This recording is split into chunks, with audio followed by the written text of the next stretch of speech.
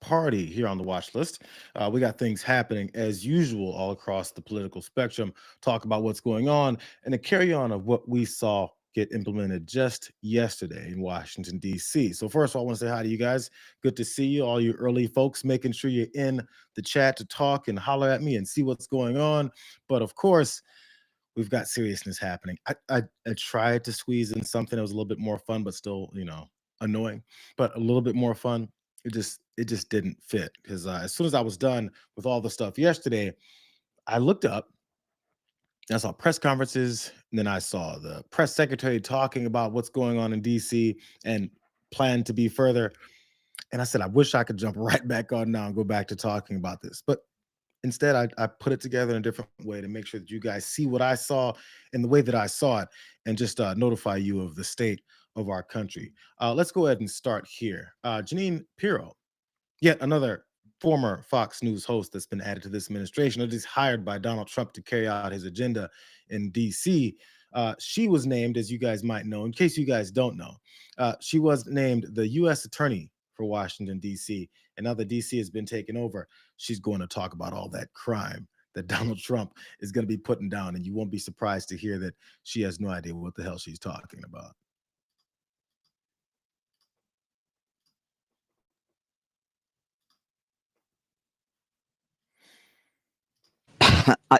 I, I am, I'm not going to bore you with the facts. Don't quote me on that. That was off the record. I can only hire during certain periods once there's been an ad or some kind of posting, and then I can hire. Okay, I'm doing it. I'm doing the best I can. The president has given me the permission to hire. Janine Pirro is not going to bore you guys with any facts because she doesn't have any facts. There's nothing going on up there except for propaganda and carrying water for this guy. But did you guys listen to what she said? And that's the reason why she has no facts.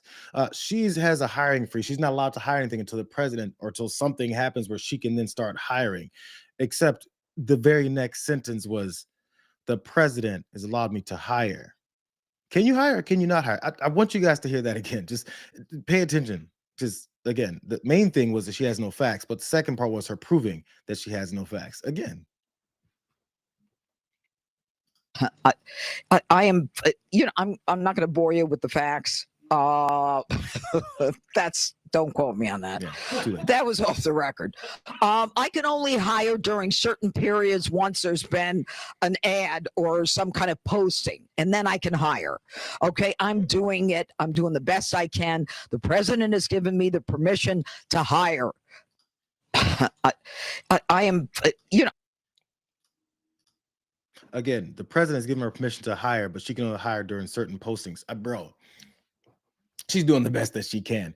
Sadly, the best that she can is to let everyone know that she has absolutely zero interest in actually fighting against crime. And one way that they're talking about all these folks that they're looking to go after, teenagers and try them as adults, is through gun violence. Except she doesn't give a hot damn about that either. She lets us know that as well.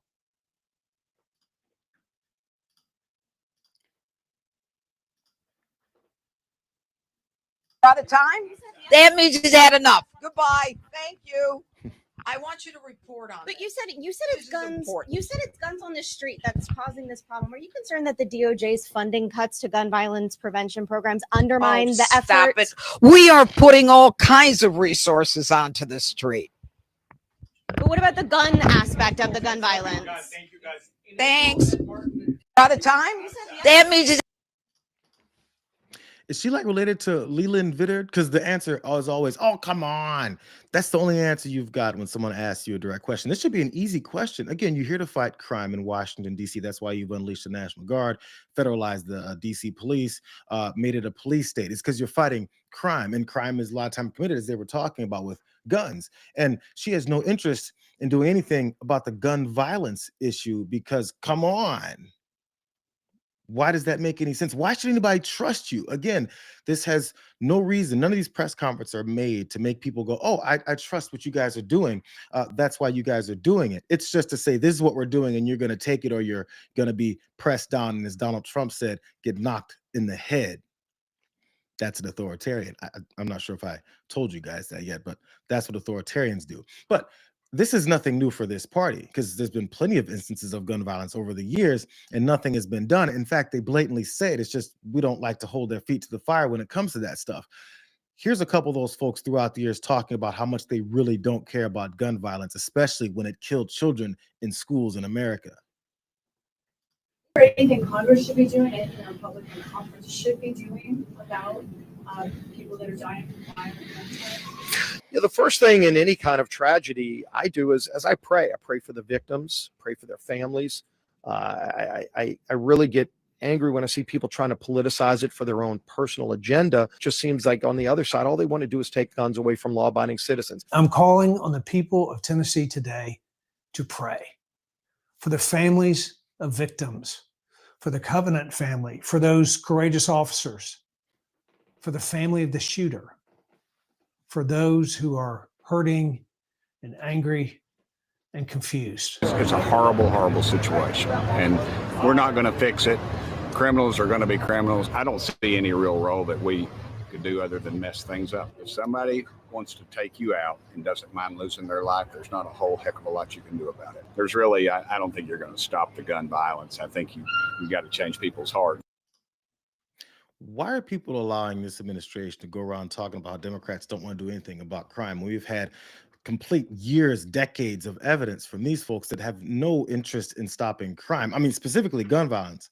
Maybe it's because the NRA pays them to care nothing about gun violence when it kills children in schools and people in concerts and folks at 4th of July gatherings, any place where people have a nice shot at murdering a bunch of people just because, you know, they want to.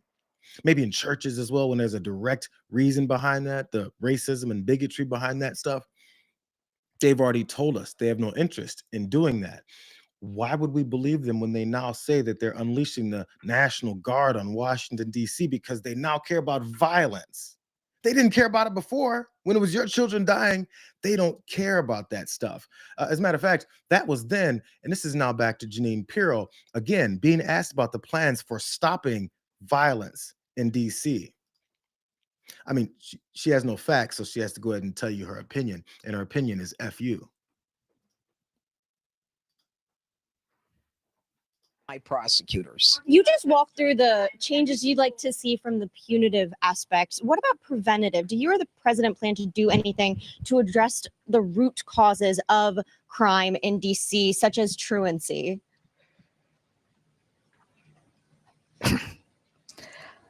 My job is to try to heal the victims and prosecute the criminal. Everybody else can deal with rehabilitating the individual.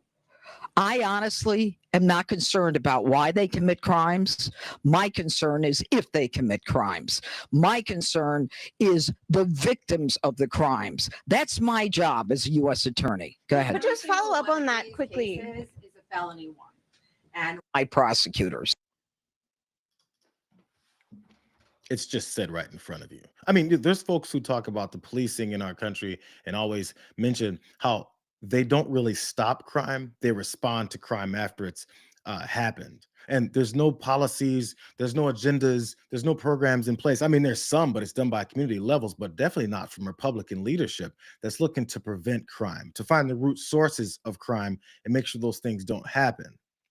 Their job is to punish people, and they want more of that because it's a big money-making scheme. We already know that. There's private prisons. This country has the most incarcerated people in the world. So if that's the case, and they're making money off of imprisoning people because that's what this country was built on, enslaving people and having them work for free because lazy people don't like to work, that have all these billions of dollars that are stealing more from us right now, why would they change that up? She scoffed at the question. Why would I want to stop crime? What I want are victims. So if you've been a victim and you've been standing there next to Republicans, what makes you think they actually care about what happened to you? What they care about is using your grief and your trauma to promote themselves to more positions of punishing people and making money off of your grief and your trauma. There really should be no one that supports these folks. Even if you're like, yeah, they're being so tough on crime. Don't you want your daughter, your brother, your sister, your mother, your grandmother, your aunt, your uncle, your father to not have gone through what they went through and maybe are no longer with us? They do.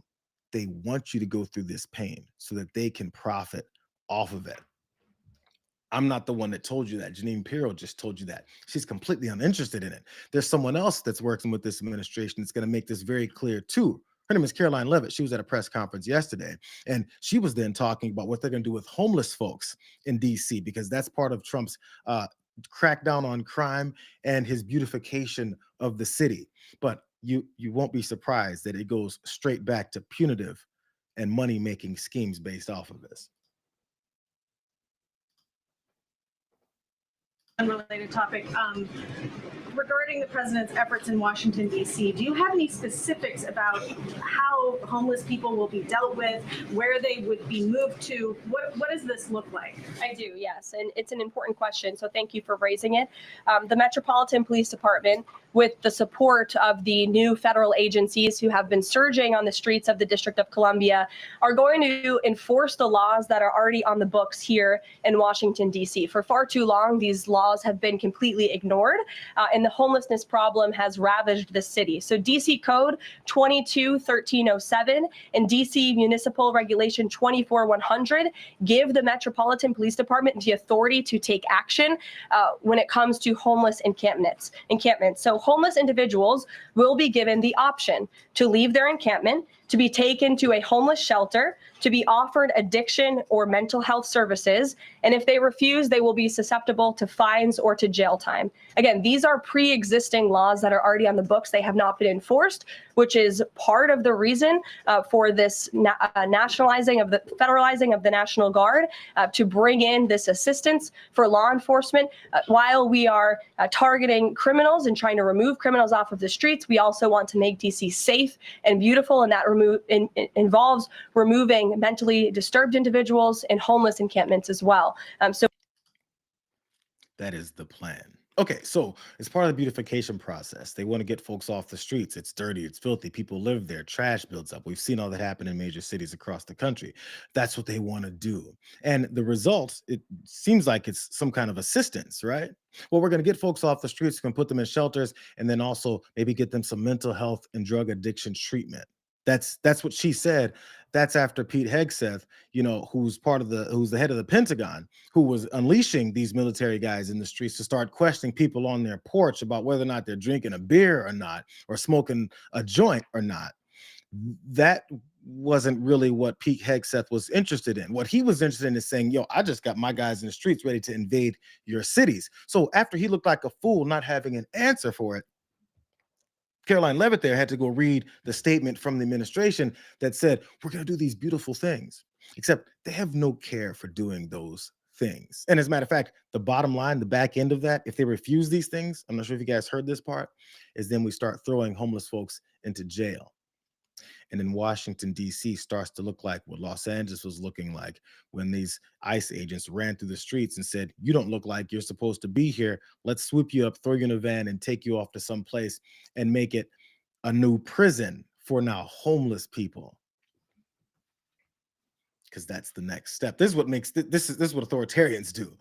This is what people who profit off of imprisoning more people do. They need to open up more shelters and then turn those into prisons. Except I have some details about what those shelter situation is like, because it sounds like it's looking to start with a little bit of help, right? So I looked into it. This is what's going on with shelters in Washington, D.C. It's from NPR. There are very few beds available in Washington. That's what Jesse Rabinowitz with the National Homeless Law Center said. There are a handful of shelter beds available in far-flung parts of the city, often in parts of the city where people don't want to be. Okay. Now, you may say, who cares where these unhoused people don't want to be? They can't be in the areas that make our city look dirty and disgusting, and I have to look at them sit on the corner, right? So that's the first part. There's actually not that many shelters. So is there a plan to build more shelters? I don't remember hearing that as a part of this whole plan that ended in incarceration, but there's still more information about this. Here's what one of those folks that NPR talked to about the situation that's out on the streets. He said, I prefer to sleep under the stars. That's what Dallas Bossert said. He's 64 years old. He said, the problem with a lot of your shelters is it's a 30-day stay and then you have to move. You can't really get nothing done, he says.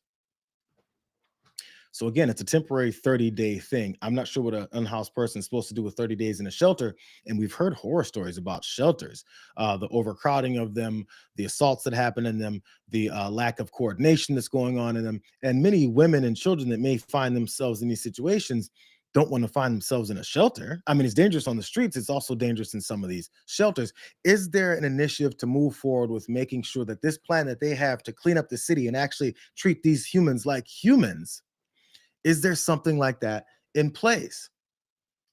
I got more. Experts also voiced concern about these efforts to pressure people living with addiction into treatment at a time when there aren't enough recovery facilities capable of treating the complex health issues that stem from the use of fentanyl, methamphetamines, and other toxic street drugs. That, all those stuff that Donald Trump was calling these people whacked out zombies on the streets, because that's a scientific term. Addiction is a chronic illness. It's not the kind of thing where you sweep them up, you get them to better, and then they're cured and that's it, said Dr. Stephen Taylor, head of the American Society of Addiction Medicine. That's someone who knows what they're talking about. And according to Dr. Taylor, Trump's rhetoric about homeless people experiencing addiction dehumanizes Americans struggling with these serious illnesses. As we've seen, Donald Trump's son is one of those people that struggles with these addiction issues. He's got bumps in his pocket and rubbing them in his gums, and multiple times on camera. We've seen that. And that's what I've always said. The main difference between unhoused people that are drug addicts many times versus rich people that are also drug addicts, there's plenty of them. One of them's name is Elon Musk, is they have enough money to afford their addiction so they can still pay for their $1 million house. They can still pay for their expensive drugs, and they don't end up on the streets because addiction forces you many times to sell off or neglect your job and move on and have nowhere else to go except to your addiction. That's why they call it an illness to people who actually know what they're talking about. So again, as they make this a quick surface level, we're going to get these folks off the streets type of approach, they're neglecting the details behind it, and also the fact that they're dehumanizing the folks that don't have enough resources to actually stay off the streets while they have the same addictions that rich folks have. Last slide from this NPR article, because just to show you guys, are they going to do something about this? And have they been doing something about setting this up beforehand when they had no answer to how they were going to do this? In recent months, the Trump administration has slashed funding for addiction research and treatment grants, while also sharply reducing Medicaid insurance spending that many people with substance use disorder rely upon. The White House has also proposed deep cuts to rental assistance for low-income families at a time when housing costs have soared for so many Americans. And one of the most expensive cities in the country is Washington, D.C. So as you slash rental assistance and also affordable housing and things like, it's happening in LA as well, when it comes to folks' limits on rent increases, people end up on the streets. Because, by the way, they're also slashing all the, as they call, entitlement programs that people rely on to also stay afloat, while also destroying the economy, which hurts the poorest people first. So you're creating more homelessness, and then you're slashing funding for people who may end up on these drugs that rich people are also on, so that then you can put them in places that don't exist, shelters and more rehab facilities, so that you can then eventually put them in jail. It's a long checklist of moves and actions to get folks into prison. The next target are homeless folks. It's all part of this plan to clean up the city. See, if you just pay attention to what they say and then ask questions, ask them earnestly and honestly. Oh, really? That's great. That sounds great. How are you going to do it? It's a very simple question. It's always the next question you should ask when they say something glowing. Really? How? When? And why haven't you done it before? And why does your track record show that you absolutely do not care about this issue? As a matter of fact, the care that you have for this issue, as Janine Pirro said off the top, is that she doesn't concern herself with crime, with preventing it and helping it. What she's concerned with is creating more of it and responding to it with punishment. She said it, I showed it to you. It's really all that happened there. There's another aspect of this whole thing. as they're talking about unleashing all this onto DC, they also have more water carriers in these press conferences, specifically with Caroline Levitt, as she stutters over her lies every day and then gets angry at people who ask her normal questions. So they had to put in another effing puppet.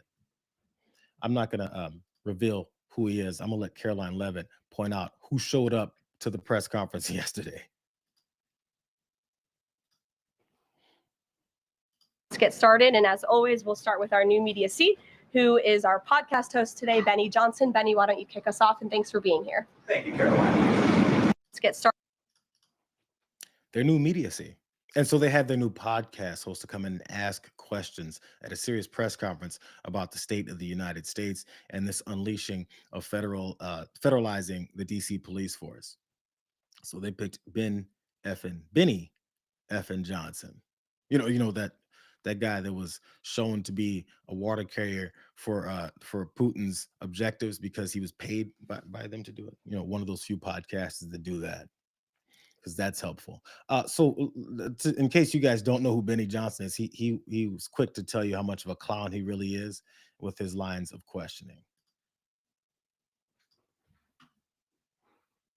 Given the heroic actions of a member of this administration just a few blocks from this building, will the president consider giving the Presidential Medal of Freedom to Big Balls? I haven't spoken to him about that, but perhaps it's something he would consider. I'll ask him and get back to you, Benny. Thanks for being here. Gabe. It's like those times when they have, like, children come into the press briefing room, that maybe sons, daughters, nieces, and nephews of the reporters, and they ask questions. Hi, Miss Press Secretary, and you ask them something ridiculous, and then the press secretary answers and laughs. Says, "Good job being here, Benny. I'm glad you're here to ask that stupid fucking question. It's so nice to see you here." And I guess Americans are supposed to lap that up. It's supposed to be cute when the 5 and 7-year-olds do it. But in this case, this is supposed to be carrying some kind of propaganda tool for this administration because they are childlike. This is a juvenile administration. So good job, Benny. Good job for asking about Big Balls. By the way, in case you guys don't know who Big Balls is, he worked with Doge, the Elon Musk's Doge group, as they stole money and infiltrated our entire federal government to steal information and have access to it. He was assaulted in DC, and that's what Donald Trump used to spark off this whole thing where he's invading the city unnecessarily for the sake of creating his military state in the country. That's Big Balls. And so Benny Johnson has to wonder if he's going to get the Presidential Medal of Freedom. I think that's what he asked. Yeah, the Presidential Medal of Freedom for getting his ass beat. And they're looking for the culprits of the situation. I think they arrested 2 folks already, and why they're now trying to implement these policies. What I'm trying to figure out, considering that they have no care for crime and the way children get shot in schools, as we just saw happen, why didn't anybody ask, what was Big Balls wearing? He got assaulted at 3 a.m. What was he doing out at 3 a.m.? Was he wearing skimpy clothing? Was he wearing something that invited the attack? Why didn't he do anything to protect himself from that? These are the questions that we ask innocent folks that these type of people don't like. That's when women get assaulted in the street and women get put in child sex trafficking rings, like the one that Donald Trump is currently covering up. We start asking questions about who they are and why they got themselves in that situation, so we can absolve ourselves from any kind of responsibility for doing something about it. But Big Balls is supposed to get a Presidential Medal of Freedom for being in the wrong place at the wrong time, and I guess wearing the wrong clothing. There's more from this guy. This was his parade down, his great moments in the press room. Check this part out.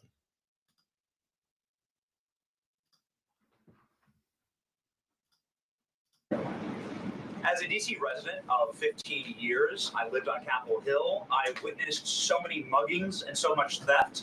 I lost track. I was carjacked. I have murders on my Ring camera and mass shootings.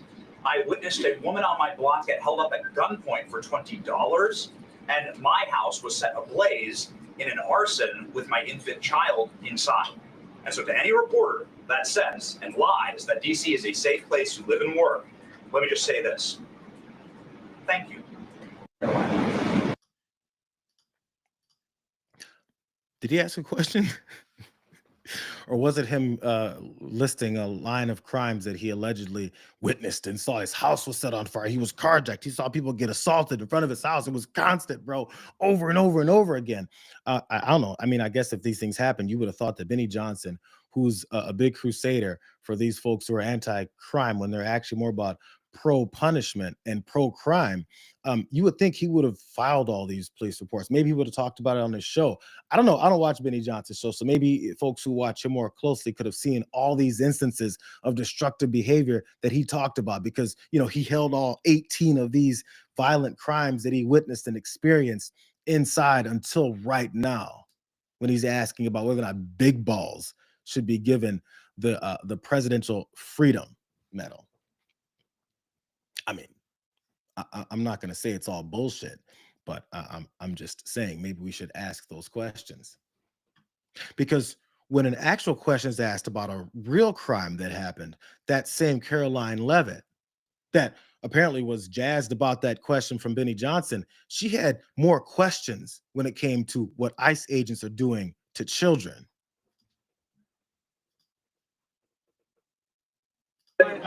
Yes. So Ohio reports that ICE agents detained a 15-year-old student with disabilities outside an LA high school, even leaving bullets on the sidewalk. How does the Trump administration plan to ensure parents that their children can return to school without fear of being wrongfully detained or endangered by federal agents? Where'd you see that report? LA Times. Okay, well, I'll have to look into the veracity of that report. I read the LA Times almost every single day, and they are notorious for misleading the public.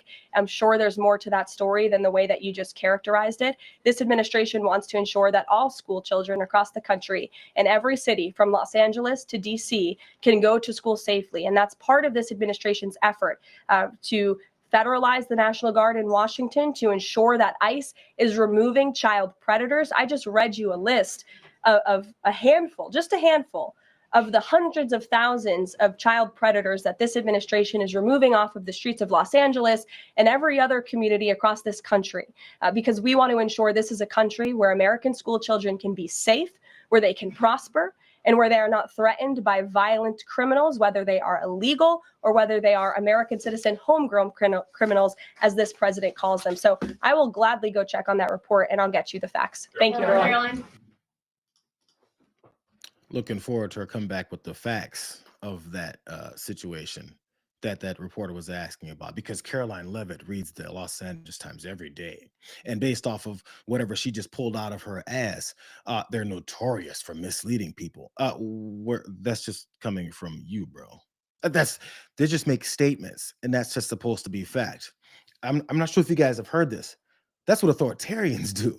That's what fascists do. They just tell you what their opinion is that makes themselves look better and say that that's fact. But she wants to tell you that this administration is looking to rid our streets from violent people who attack children. And yet ICE agents violently attacked children outside of a high school in Los Angeles, because she knew nothing about it, but she has a lot of opinions about it based off of absolutely nothing. So if anybody was upset about me making fun of Big Balls getting his ass whooped in the middle of the street at 3 a.m. because he invited that crime on him, why aren't we upset at Caroline Levitt completely ignoring this 15-year-old kid that was assaulted by ICE agents that attacked him outside of school? Oh, by the way, I checked into it for you, Caroline. You know, that lion-ass LA Times. I checked into it. I didn't even go from LA Times. In fact, I went to this lib rag. It was called the Huffington Post, but watch. I got more after that. Here's some details that she didn't have. Immigration agents in Los Angeles on Monday mistakenly detained a 15-year-old boy with disabilities, dragging him from a parked car while his grandmother was in a nearby high school helping another family member register for classes.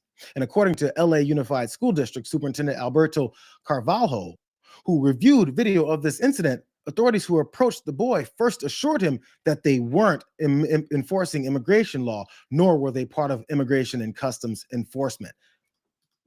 So they start the interaction with this minor by lying to them about who they are and their law enforcement agencies. That sounds like criminal activity to me. I mean, but they're getting criminals off the streets. I got more that Caroline didn't know about. The footage shows the masked agents who surrounded the car were wearing tactical vests reading police with what appears to be U.S. Border Patrol written underneath, is what the LAUSD superintendent said. It's disturbing, it's heartbreaking, and it's reprehensible, he said of the incident. This young man was placed in handcuffs, presumably based on mistaken identity. He's not an adult. He's a 15-year-old boy with significant disabilities, is what he said, praising the Arleta High School principal for courageously stepping in to stabilize the situation. I wonder if that principal of that school got threatened by these criminals that were rolling through the streets attacking teenagers with disabilities. Caroline had more to read. According to a statement from school board member Kelly Gomez, the unidentified agents drew their guns on the teenager, who, because of his disabilities, is non-communicative. Agents reportedly left 5 live bullets behind. Maybe we should start cleaning up the streets and arresting these ICE agents who are leaving litter on our streets. As a matter of fact, bullets in front of schools, because, you know, we're all about advancing our young people in this country and leaving them a better place to be, right?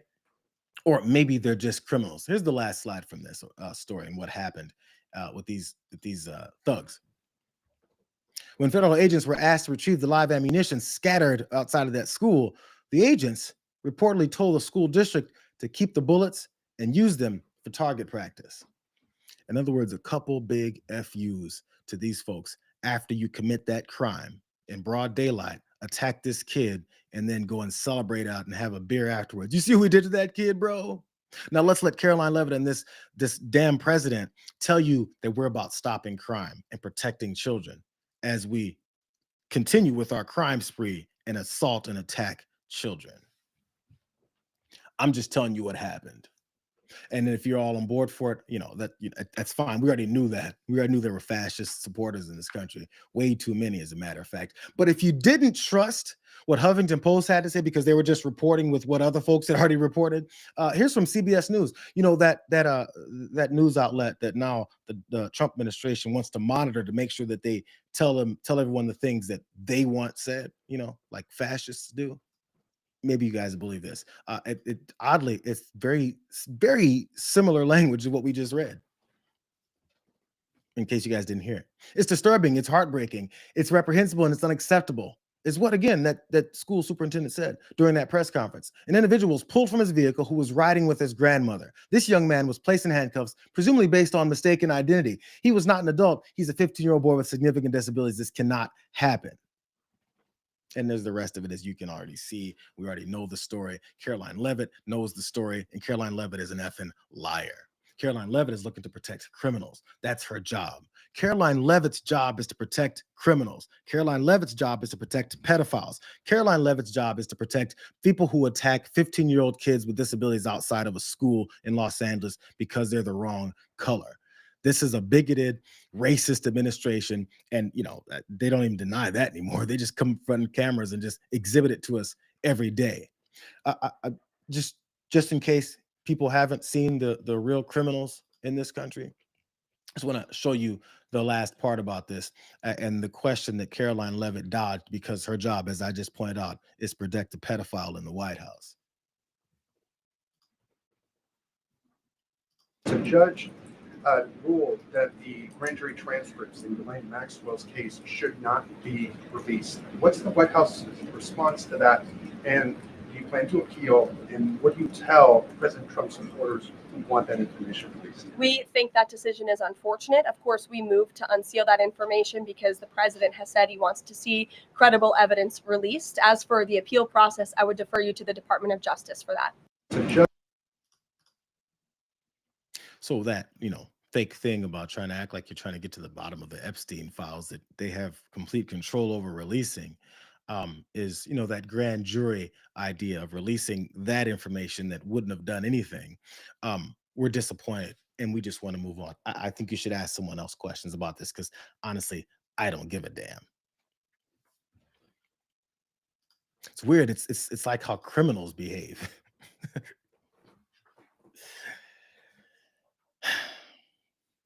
Anyways, I got a couple more things to go to. Let's go to this next story though. That was them all with their crime stats and their propaganda from the podium in the press room.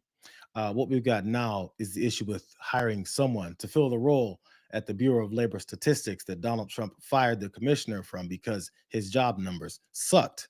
And since they all, sucked, then we now have to put in someone else who wants to do, this.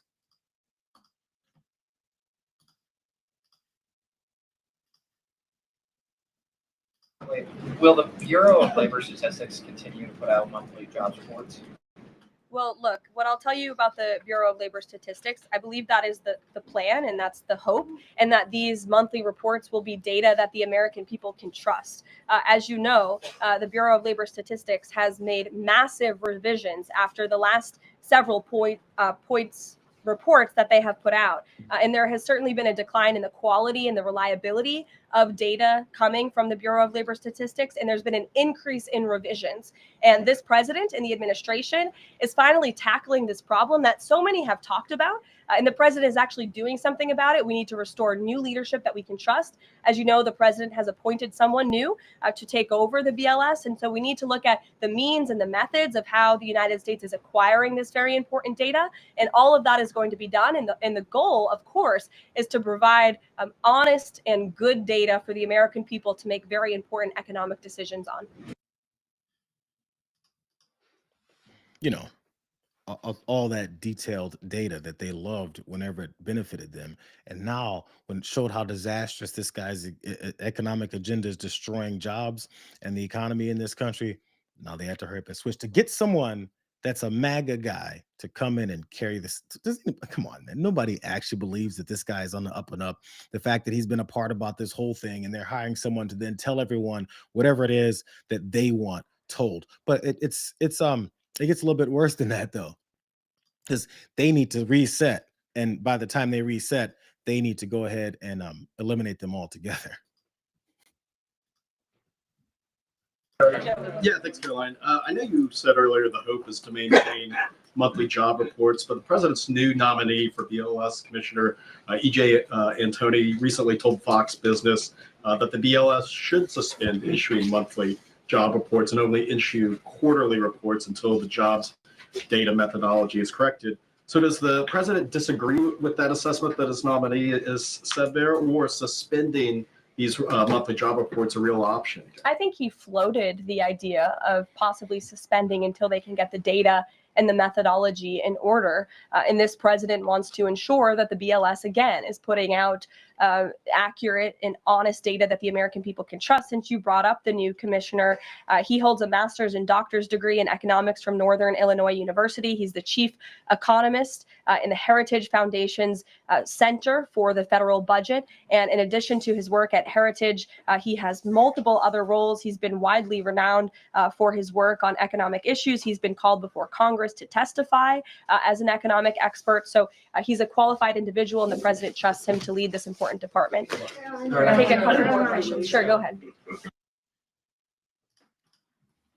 Did you hear that part?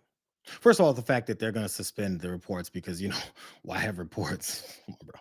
I mean, what we need to do is just tell people everything is great and rosy. And we just added 100 million jobs last month, and there's going to be another 500 million the next month. Matter of fact, and I can already tell in November, there's going to be like 10 trillion more jobs added in November. I can already tell already because, this qualified guy who worked at the Heritage Foundation as their economic guy is the one I'm placing in.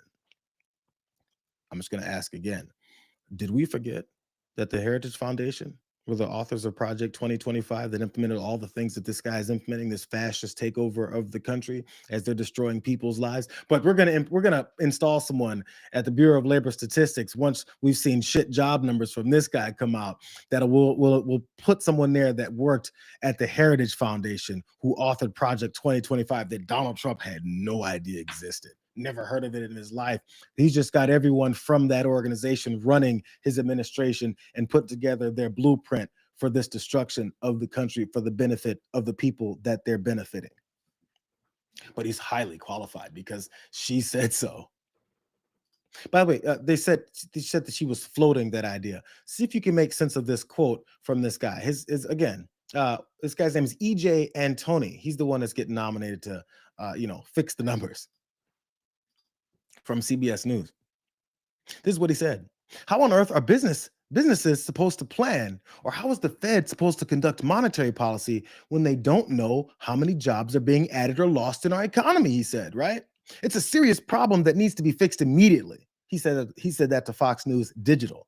He also added, until it's corrected, BLS should suspend issuing the monthly job reports, but keep publishing the more accurate, though less timely, quarterly data.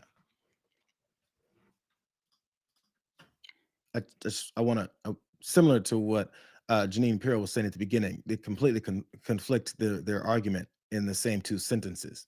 He just said, how are businesses supposed to plan, or the Fed supposed to conduct monetary policy? Excuse me. How are they going to how they conduct their monetary policy if they don't know how many jobs are being added on a monthly basis? Then the next sentence was about how he's going to make sure there's no job data on a monthly basis. So if you're criticizing the monthly job data and how we're going to plan correctly, let's eliminate it, but then we can still plan correctly. Okay. He's highly qualified. Let me tell you more about EJ Antoni. This is him probably from December. It's from December of 2024. And it's not necessarily what he's talking about, even though what he's talking about is with inflation numbers and how we're, screwing up the economy because Joe Biden was just getting kicked out of office. But as that was happening, just pay attention to what's behind him. Some internet sleuths noticed this and made it known to other people who were watching as well. Not the businesses that are causing inflation. It's not the consumer that's causing inflation. It's government spending, because when the government spends, in this case, trillions of dollars they don't have, they go to the Federal Reserve to get them to print the money in order to finance those trillions of dollars in runaway government spending. And the result of that is a devaluation of the dollar. So he's criticizing, complaining about the Biden administration, their approach to the economy as his president is destroying it even more. But the main thing about that appearance, as you saw the highlighted point out, is that ship that's behind him. Again, I mean, there's some haters online that pointed this out, and I'm going to show you guys again, just in this still here, and from the actual post that I saw where they highlighted this. One person said, experts have noticed, and this is on Fact Post over on X, experts have noticed that Trump's new head of labor statistics appears to have a Nazi ship hanging behind him in his office. Because they're not Nazis. They're not the type of folks that praise and idolize Hitler and the way that he went about doing exactly what they're going about doing right now. They just deny it long enough for people to then get on board when they said, it's okay to be a fascist Nazi now. It's okay, get on board. So the new Bureau of Labor Statistics guy that Caroline Levitt said you can now trust is a Nazi. I mean, at best, a Nazi sympathizer, but no one really wanted to believe it. In fact, if you guys, the ship is behind him, and people who are, I guess, are World War II buffs noticed it. Here's another image of it, as people pointed out what it is that's that was behind him, that image that was behind him. And there was, of course, other folks that said, oh, nonsense, bullshit. You guys are crazy. You guys just have Trump derangement syndrome. How dare you? You don't really think that that's a Nazi ship, do you? Except when, people pay attention and research these things. By the way, I mean, look into things for 35 seconds. It was the ship Bismarck. Bismarck was the first of two Bismarck-class battleships built for, Nazi Germany's Kriegsmarine. Named after Chancellor Otto von Bismarck, the ship was laid down at the Bohm and Voss shipyard in Hamburg in July of 1936 and launched in February of 1939. Work was completed in August of 1940 when she was commissioned into the German fleet. Bismarck and her sister ship Tirpitz were the largest battleships ever built by Germany and two of the largest ever built by any European power. I'm just saying. So you can, it's just easy. It's easy to do? Just say like, yeah, actually, I have a image of Bismarck, the Bismarck behind me because I'm a Nazi. And as I come into the Bureau of Labor Statistics, my idea is to carry water for the Nazi president who's implementing fascism throughout the country and destroying the economy at the same time. I'm here to lie for him while he does that. I mean, we're already seeing it. But that's the new guy. And when asked one more time, back to Caroline Levitt about those jobs reports and also inflation numbers, because inflation is also handled by the same bureau, this is the answer that she had. Just on the BLS, they collect the inflation data. Obviously, if the jobs data is not reliable, should Americans trust the inflation data? Well, look, the jobs data has had massive revisions. We want to ensure that all of the data, the inflation data, the jobs data, any data point that is coming out of the BLS is trustworthy and is accurate, which is why the president has restored new leadership at the BLS. Just on the BLS. That's not really an answer. Will we be able to trust the inflation numbers? I mean, that's why I installed new people, because we don't care if you trust the water carriers and liars and well-known Nazis that we put in place at the Bureau of Labor Statistics. What is the Commissioner of Bureau of Labor Statistics supposed to do to change all this? We already heard from former commissioners from that department talk about how it's not the commissioner who does all this. But in Donald Trump's fascist regime, all you need is a figurehead to tell everyone what their reality is without actually giving us the information behind it. Or in this case, to not give it at all. So again, as the lies roll down and people, and with a straight face, Caroline Levitt tells you, we're looking to have more trust in these agencies. So we're going to put very untrustworthy liars in those positions for you to trust. And we'll just tell you you're going to trust them. Small businesses have questions about what's happening to them as well, too. And if you thought this administration, who represents the Republican Party, had any care for small businesses, the way the Republican Party always said that they would, check out our answer to the problems that small businesses are now having to deal with. Go ahead. Yeah, 2 questions on the economy. So first, we've had small businesses tell us that it's not foreign exporters who are eating the tariffs, it's them. And they've held off on raising prices, but soon they're going to have to raise prices. What is the White House's message to them? The White House's message to our small business owners across the country is you have never had a better ally or friend or supporter in this White House than President Donald Trump, who is a businessman himself, who understands your concerns and who wants to restore wealth back to our country through the powerful use of tariffs. And that's what he's focused on doing, while simultaneously driving down costs. You have to remember, we are 6 months into this administration, and we had a president who had no business experience, had no idea what he was doing, and who funneled billions of wasteful spending dollars into our economy, which created the worst inflation crisis in a generation. Now this president is focused on tackling inflation, deregulating, cutting costs, cutting red tape to make it easier for small business owners to thrive. And again, the economic indicators show that we are moving in the right direction. In January, when this president showed up to the White House, the 6-month annualized core inflation rate was 3.7%. Today, 6 months later, the 6-month annualized core inflation rate is 2.4%. So we are trending in the right direction. Moving forward, since President Trump took office, for another 6 months, inflation will be tracking at 1.9% at this trajectory. You look at grocery prices, they fell, energy prices fell, fuel oil fell, ship fares fell, propane fell, butter, margarine, eggs, non-prescription drugs. You go through the list of items that are falling. And then I would also point to that report this morning showing that small business optimism has reached a 5-month high. So look, we inherited an economic mess from the previous administration, but this administration is focused on fixing it every day. And part of that is signing the largest tax cuts into law to put more money back into the pockets of these small business owners. Lies upon lies upon lies. Her answer to small businesses saying that they're dealing with higher costs that they'll have to pass down or go out of business is, you never had a better friend than President Trump. And all those realities and the experiences that they've got, not real.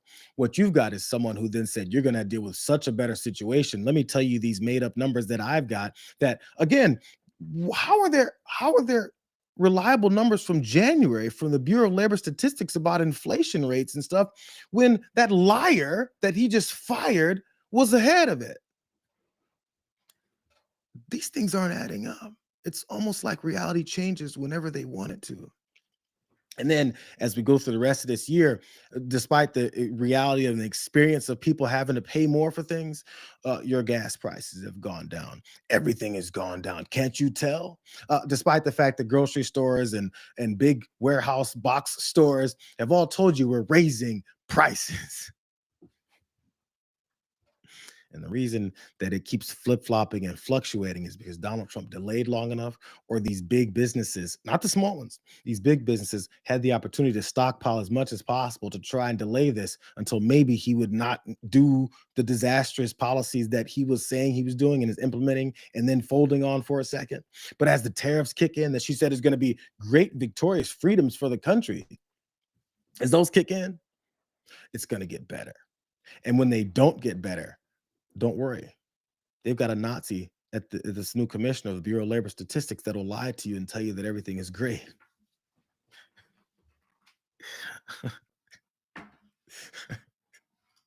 Yo, man. It's yeah. Yeah. But they said it during the campaign. You almost can't blame them for assuming Americans are going to continue down this same route. We only got 10 minutes left. We'll see which one of you guys want to hang on. I got one more story, and I saved it for the back end because it's about the this upcoming meeting with Donald Trump and his dad, Vladimir Putin, that they're going to have in that Russian state of Alaska. Caroline Levitt had to answer questions about that as well, but you're going to see a theme here. She doesn't have any answers for it because she doesn't know what Donald Trump's going to do in this closed door meeting with Vladimir Putin when Vladimir Putin tells him what he's going to do. Let's go to this.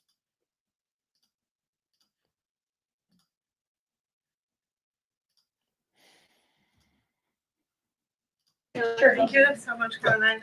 President Zelensky said moments ago that he thinks Russia is preparing for a new offensive on at least 3 different areas of the front line. Is this something that you could confirm based on U.S. intelligence? And if the president sees that Putin is indeed planning major new offensive or moving troops, would he call off the meeting on Friday? I'm not in a position to confirm or deny or comment on that intel at this time. Mona. Sure. Thank you. She has no information about whether or not he's going to be able to call off this meeting. This new offensive, a new offensive by Vladimir Putin and Russian forces further into Ukraine, if that continues, because there's been reports of that. She has no answers. Okay, fine. Sometimes people don't have answers. They don't know what they're going to be doing. But there's more questions about this whole meeting that's supposed to take place. But she's standing there ready to answer them. Will she? Just one more for you. How does the president measure success coming out of this meeting? The president at times has suggested that Putin might be tapping him along. Is he prepared to walk out of this meeting if he senses that Putin is not serious about ending this war? I think I just answered that question for you and what the goal and the expectation of the meeting is. And I won't jump ahead of any hypotheticals, and I'll leave it to the president to speak to all of you after the meeting, which I'm very confident he will. Just one more. I just answered that. I don't know anything. Matter of fact, the reason I don't know anything is because the president hasn't been told yet what he's supposed to do from Vladimir Putin. Because when they have these closed door meetings, Vladimir Putin tells him what he's going to do, and Donald Trump goes, okay. So there's no way. Honestly, it's the maybe first bit of honesty from Caroline Levitt. She has no idea what Donald Trump's going to do. She's not going to get ahead of him and talk about whatever red lines he may take for more offense forces going into the country. She has none of those answers because Donald Trump doesn't either. Donald Trump is going to this meeting to nod more. There's more. There are roughly 30,000 children from Ukraine who have reportedly been abducted and are kind of dispersed around Russia. They've been showing up on these websites for adoption. Is their return a red line for the president in any deal ending the war? The administration is aware of these reports. I don't want to set red lines for the president on his behalf from this podium. However, the president did encourage Ukraine and Russia to speak directly to one another in terms of these humanitarian issues. And we have seen progress. You have seen prisoners of war swapped between these two countries as a result of these direct talks, as well as children. And that remains a concern, but it's one that Russia and Ukraine need to iron out together, which is why this president has encouraged them to speak. Except this is a, 2-person meeting. He's encouraged them to speak, but she's still not going to set any red lines. Who cares about the abducted folks that we've seen reports of? Who cares? It doesn't matter. What matters is that she's not going to get ahead of this, because if she gets ahead of it and Donald Trump comes out with his head down and being followed on with a collar on his neck and Vladimir Putin tugging him and saying, "Heal," then, she doesn't want to embarrass him further. So instead, she has no answers. But in case you guys did want to know, the president did speak about this when he was talking about how he's a tough guy and he's going to take over DC. He did speak about what he's going to be doing with this meeting, and I guess this is positive. So this is really a feel-out meeting a little bit. And President Putin invited me to get involved. He wants to get involved. I believe he wants to get it over with. Now, I've said that a few times, and I've been disappointed because I'd have like a great call with him, and then missiles would be lobbed into Kiev or some other place, and you'd have 60 people laying on a road dying. I said, that's cold. That's cold. But it's a violent war. 5,000 to 7,000 people a week are dying. The money that's been spent and the death is incredible. It's the worst thing that's happened, by far the worst that's happened since World War II. So I'm going in to speak to Vladimir Putin. And I'm going to be telling him, you got to end this war. You got to end it. And he wasn't going to mess with me. This war would have never happened. So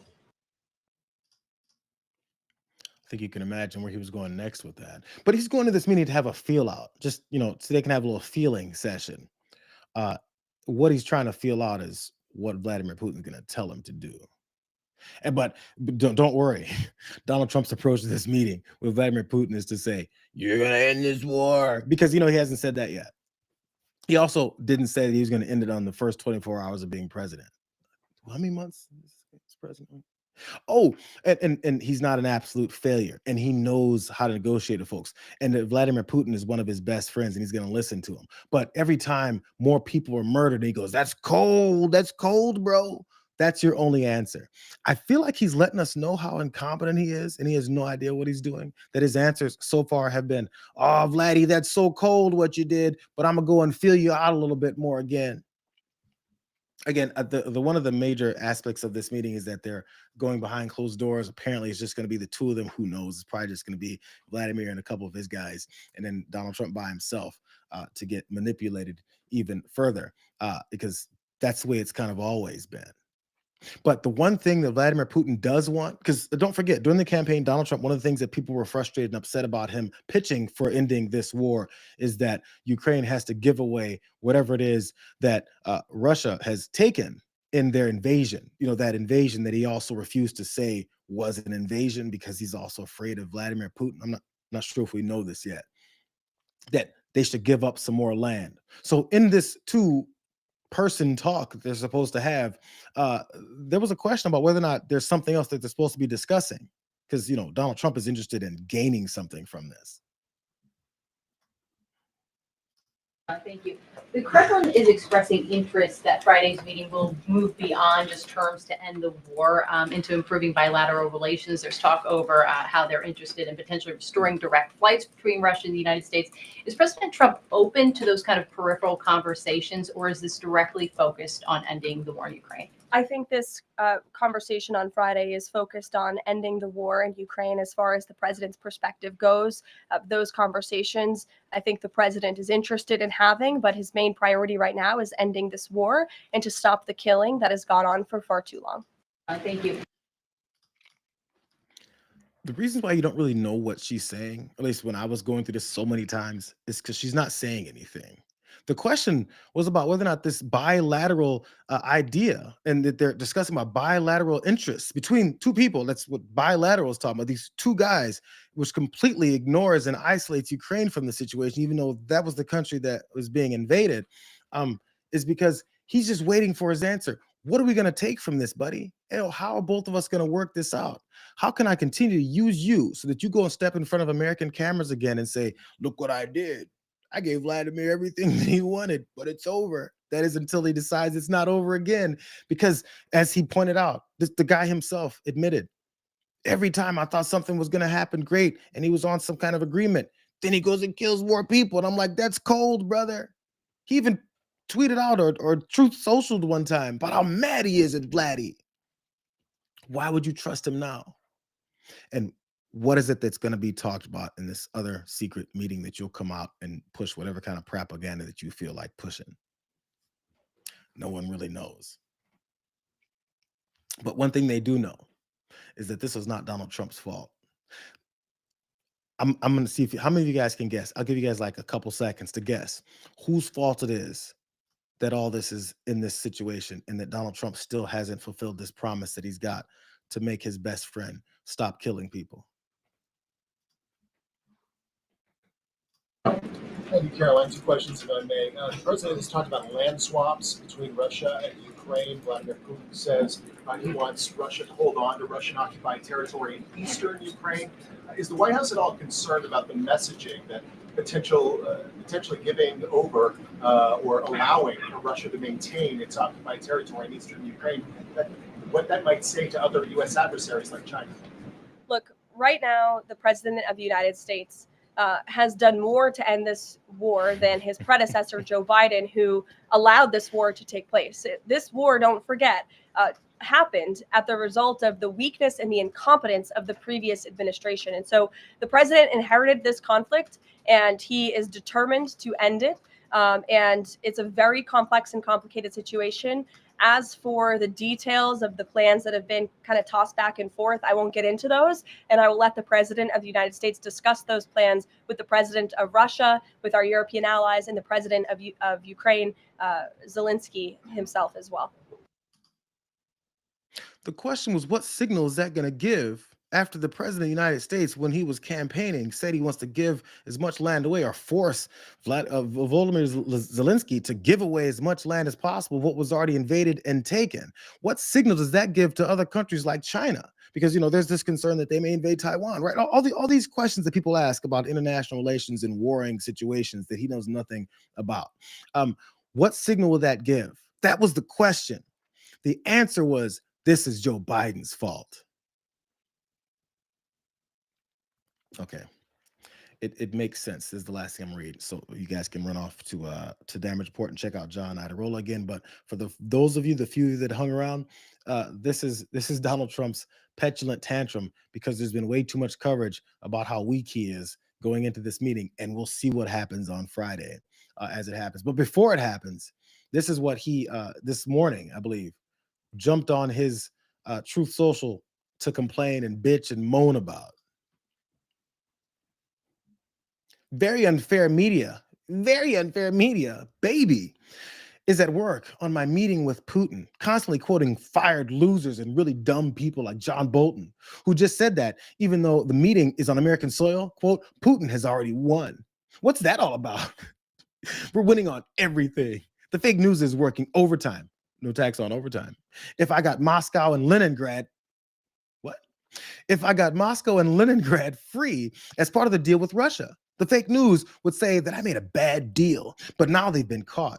Look at all the real news that's coming out about their corruption. They're sick and dishonest people who probably hate our country, but it doesn't matter because we're winning on everything. MAGA. Come on, bro. Come on, bro. What a crying little baby. I'm the president of the United States, and people are critical about the bad job that I'm doing and how people are seeing how I'm getting played and used and lied. And then as every promise that I said I'm going to make is broken by myself, they're saying bad things about me. I think they hate the country. No, they hate you because you're destroying the country. But that's his response. Everybody's unfair to me. You know, if your 3-year-old was talking like this, he'd be like, listen, calm down. Let Sally have the toy. You don't have to say everything is unfair. Relax, bro. I'm going to raise a little crybaby. But instead, we got a president that's damn near 80 years old. He might be 80 by now. Who cares? He's an old baby crying because people criticize him. If you keep criticizing me, I'm going to fight you. I mean, I'm going to send military to fight you because he's a baby. God, what a weakling. By the way, the old man also has no idea that, I don't know why I brought up Leningrad. That doesn't, it's not called that anymore, bro. Sleepy Joe. Anyways, that's it. For all of you guys that hung around, good to see you. Thanks for being here, you guys. Go tell John I say what's up. You know, we'll see you guys a little bit tomorrow on this. I don't want to hang around too much longer, but I just had to get that out because I hadn't talked about the situation and the baby crying and getting his ass whooped by Vladimir Putin in a while, and I just wanted to get that off my chest. We'll see you guys tomorrow. Have a great Wednesday. Okay, just have a wonderful one, and we'll see you guys on Thursday. See. Oh yeah. See you later, Ma.